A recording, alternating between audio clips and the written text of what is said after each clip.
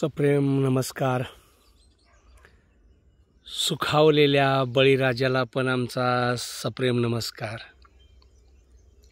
हे समोरचं पीक आपण पाहत आहोत, हे पीक आहे तुरीचं।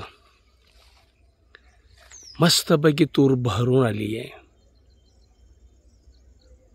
पाहिलेत ना।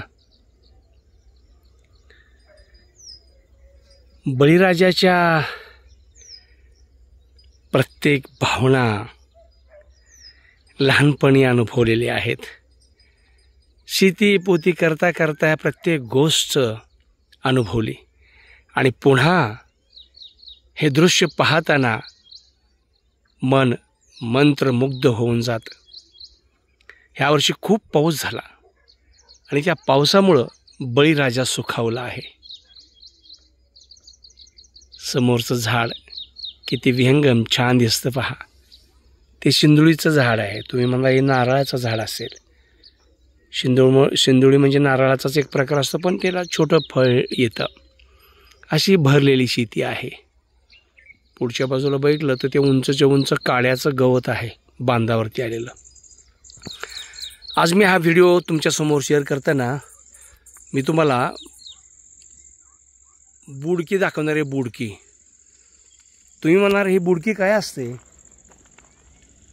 तर ती बुडकी आपण या ठिकाणी पाहणार आहोत।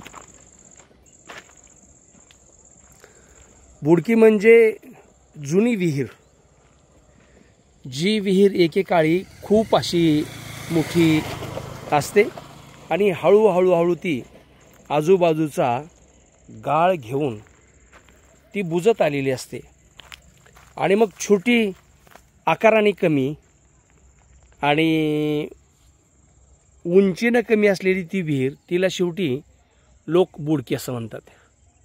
माझी समज नक्कीच पक्की आहे।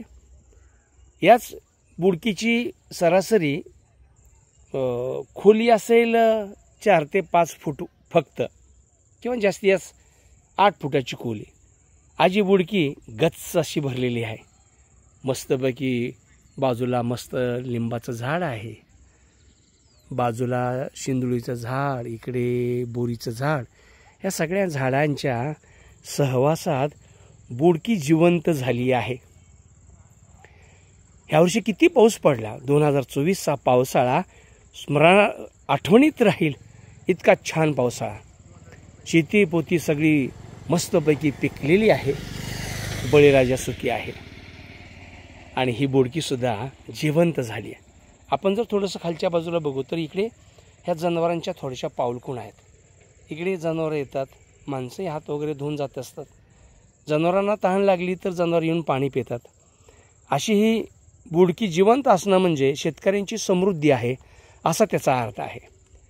तेव्हा बुडकी जिवंत व्हावी, नदी नाले जिवंत व्हावेत, शेतकरी समृद्ध व्हावा, हे छानपैकी असं पीक भरून यावं आणि बळीराजाच्या नशिबातलं दुःख निघून जावं।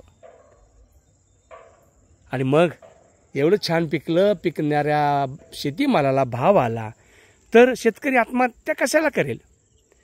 परंतु काही हजार वर्षापासून बळीराजाला जसं वामनाने रसातळाला पाठवलं तेव्हापासून आतापर्यंत बळीराजा कधीच सुधारला नाही।